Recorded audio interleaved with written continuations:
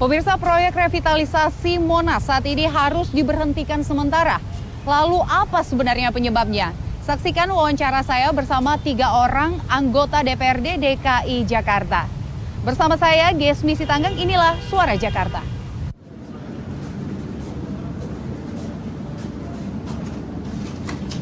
Halo Mbak Zita, apa kabar? Baik, Mbak Zita. salam kenal. Pemirsa, saat ini saya sudah berada di ruang fraksi dari Partai Amanat Nasional. Dan di sebelah saya sudah ada Mbak Zita Anjani selaku Wakil DPRD DKI Jakarta dari fraksi PAN. Mbak Zita nih berbicara tentang revitalisasi Monas. Mbak Zita sendiri sudah pernah ke lokasi belum? Kemarin kebetulan saat berita itu sedang naik-naiknya, kita tahu di DKI Jakarta ini tidak ada hari tanpa berita yang bikin heboh. Nah, begitu masalah Monas itu mencuat ke publik, yaitu di awal tahun, tidak lama setelah itu kami dari lintas fraksi bersama pimpinan langsung melakukan sidak di Monas, dari berbagai macam fraksi, ada juga ketua komisi B, ketua komisi D, dan juga pimpinan.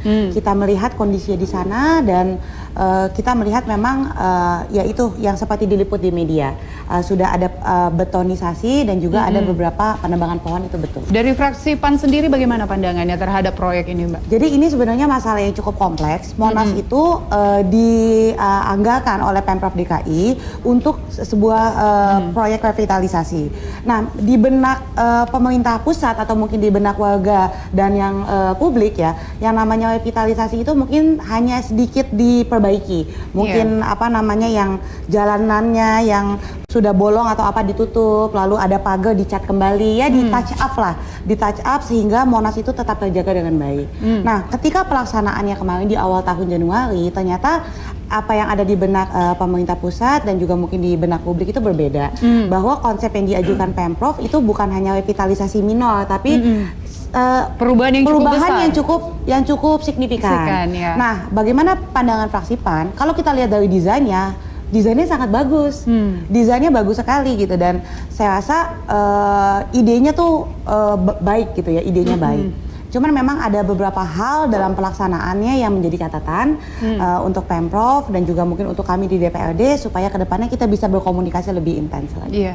Dari Pemprov sendiri bagaimana komunikasinya ke DPRD? Apa yang disampaikan awalnya untuk merevitalisasi Monas ini? Kalau kami dari fraksi PAN, kami mengapresiasi, betul-betul mengapresiasi langkah Pemprov. Begitu kami kasih semacam peringatan ya bahwa ini tidak ada izinnya dari Seknek dan sebagainya, itu langsung H-3 atau 4 hari setelahnya Pak Gubernur Anies langsung bersurat kepada Seknek gitu ya untuk meminta izin revitalisasi. Setelah itu juga dari pihak Pak Sekda dan jajarannya itu sangat aktif berkomunikasi kepada kami di DPRD, menjelaskan mulai dari desainnya, pelaksanaan lelangnya, lalu pelaksanaan di lapangannya dan sebagainya. Jadi saya rasa komunikasinya cukup bagus dan langsung di follow up. Bahkan ketika kami DPRD melakukan sidak, kami melihat bahwa keputusan kami bersama ini lebih baik di stop dulu. Jadi bukan di stop selamanya, tapi di stop dulu untuk sementara supaya supaya sama-sama aman, supaya baik semuanya. Setelah izin keluar dan sebagainya, silahkan kalau melanjutkan lagi, itu pun dijalankan. Jadi kami apresiasi. Nah, ini kan dikatakan di stop sementara. Mbak sendiri melihatnya seberapa urgensi sih harus dilakukan revitalisasi ini? Karena kita tahu revitalisasi ini kan bukan barang baru. Sebelum-sebelumnya juga sudah dilakukan. Tetapi kenapa pada saat kepemimpinan Anies Baswedan ini sendiri itu cukup besar, menuai banyak polemik gitu? Ya tadi yang saya jelaskan. Memang 4 gubernur sebelumnya itu melakukan revitalisasi. Dan informasinya mereka memang selalu mengirimkan surat kepada Seknek. Nah, mengapa revitalisasi kali ini menjadi sebuah isu yang sangat mencuat? Ya pertama karena Monas itu adalah ring 1, adalah situs bersejarah bukan hanya di DKI Jakarta tapi di Indonesia. Ketika sesuatu yang ada di ring 1 itu diubah, bukan hanya diperbaiki, di touch up bukan ya, tapi diubah gitu. Tentu itu menjadi sebuah polemik. Dan saya rasa itu sesuatu yang wajar, kita hidup di negara yang berdemokrasi. Dan saya rasa idenya baik, mungkin belum dikomunikasikan saja dengan baik ke pihak-pihak mana saja, pihak pemerintah pusat, lalu ke publik, sehingga itu mencuat menjadi pertanyaan. Tetapi ketika kami dalami di DPRD, kami lihat desainnya, kami lihat penataannya, bahkan jumlah pohonnya itu lebih banyak nantinya, lebih banyak dibandingkan Monas yang sekarang. Jadi ketika kami pelajari master design sepenuhnya itu sangat bagus. Jadi memang permasalahannya mungkin belum dikomunikasikan saja dan ada izin yang belum diurus ke pemerintah pusat. Namun harapannya dari DPRD sebenarnya ingin banyak pohon di lokasi, namun realisasinya justru hampir ratusan pohon yang ditebang. Betul. Itu jadi bagaimana? ini juga ya ini mungkin pelajaran untuk Pemprov DKI. Kami juga di fraksi PAN ini sangat serius mengenai ini, mengenai pohon. Sekarang itu pohon itu susah sekali Mbak ya. Kita nebang satu pohon aja di rumah kita bisa kena tegur dinas kehutanan gitu ya. Betul. Padahal rumah kita sendiri gitu bisa kena tegur. Lah ini nebang pohon di Monas walaupun katanya sudah di USG dan sebagainya. Tapi tolong sekali kita juga sudah warning ke Pemprov, hati-hati sekali dalam menebang pohon. Ini Jakarta penyusutan lahan itu sudah sangat drastis. Kita udah punya gedung-gedung yang banyak, rumah-rumah yang banyak, hampir tidak ada lahan hijau. Jadi banjir sudah di mana-mana. Ini kok nebang pohon. Kalau nebang pohon, warga tuh marah. Warga Jakarta marah gitu. DPRD marah, semuanya marah. Jadi walaupun di master plan-nya nanti ada pemindahan pohon di lokasi-lokasi di belakangnya, jadi nanti jumlahnya memang lebih banyak nanti setelah jadi. Tapi penebangan pohon itu menimbulkan sedikit kemarahan ya. Mungkin bukan sedikit, cukup banyak kemarahan. Cukup banyak, ya. Karena Menteri Siti Nurbaya juga mengatakan hal ini keliru seperti itu. Iya, jadi ya itu tadi ya. Mungkin idenya baik, tapi sekali lagi ini pelajaran untuk DPRD dan juga Pemprov DKI bagaimana dalam mengeksekusi sebuah rencana yang baik. Ini rencananya Pak Gubernur Anies luar biasa baik. Saya apresiasi, jangan sampai Pemprov jajaran di bawah Pak Gubernur ini salah dalam mengeksekusinya gitu loh, karena ini menyangkut dengan nanti nama baik Pemprov DKI dan rancangannya itu luar biasa sangat bagus sekali. Terus langkah-langkah ke depan harapan dari DPRD bagaimana caranya supaya nanti revitalisasi ini baik ke depannya, baik juga ke masyarakat dan khususnya untuk DKI Jakarta. Menurut Mbak Gati gimana? Seperti proyek pembangunan apapun, khususnya di DKI Jakarta, kami dari DPRD sangat menghimbau khususnya Pemprov DKI dan jajarannya dan juga tentunya semua anggota DPRD DKI ketika melakukan pengecekan anggaran lebih mendetil lagi, juga Pemprov ketika melaksanakan sebuah proyek pembangunan harus betul-betul dijalankan melihat berbagai macam aspek.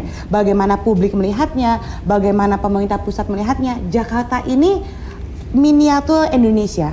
Semua mata menuju ke Indonesia. Bisa dibilang link satunya Indonesia adalah Jakarta. Jadi kita betul-betul harus menjadi contoh yang baik untuk semuanya. Jadi ketika membangun sesuatu tolong betul-betul diperhatikan karena semua mata menuju kepada Jakarta. Itu mungkin tanda sayang pemerintah pusat dan juga warga semua masyarakat Indonesia kepada Jakarta.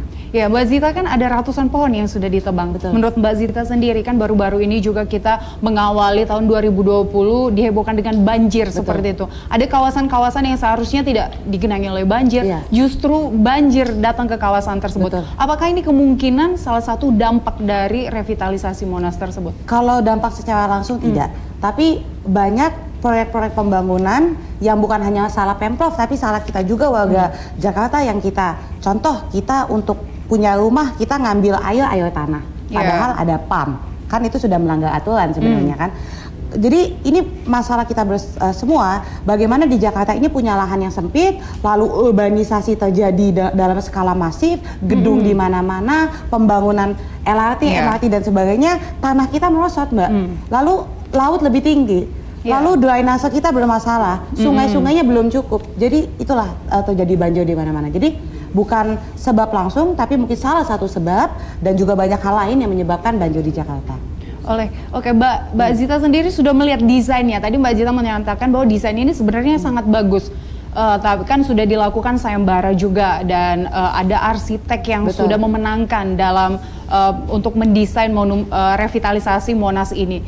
Tapi arsitek tersebut mengatakan bahwa desain yang direalisasikan itu sangat berbeda dengan desain yang sudah dia buat. Gitu. Mbak Zita gimana? Saya juga sempat baca beritanya di media. Saya belum bisa berkomentar lebih jauh. Kenapa? Karena saya harus berbicara dulu nih sama arsitekturnya. Karena gambar yang disajikan kepada kami di DPRD itu sangat bagus. Mengapa saya bilang sangat bagus? indikator saya simpel aja, Monas lebih hijau atau tidak? Di gambar tersebut Monas lebih hijau. Penanaman pohon itu sampai ke belakang-belakang semuanya. Yang tadinya dibuat parkiran itu jadi pohon semua. Jadi itu salah satu indikator untuk kami saya pribadi dan juga fraksi PAN melihat Monas lebih hijau. Nah, bila ada pelaksanaan di lapangan yang memang ini belum selesai ya. Jadi memang kelihatannya botak karena pohonnya dipotong dan sebagainya. Saya rasa terlalu cepat untuk kita mengambil kesimpulan bahwa tidak sesuai desain dan sebagainya. Karena memang belum selesai dan ini kan statusnya juga sekarang sedang dihentikan sementara kan. Nanti setelah izinnya keluar, lalu mungkin Pemprov mengkomunikasikan dengan baik kepada publik, lalu dilaksanakan prosesnya mungkin baru bisa kita melihat betul nantinya jadinya seperti apa. Baik. Mbak Zita, nanti kita lanjutkan setelah jeda berikut. Pemirsa tetaplah di Suara Jakarta.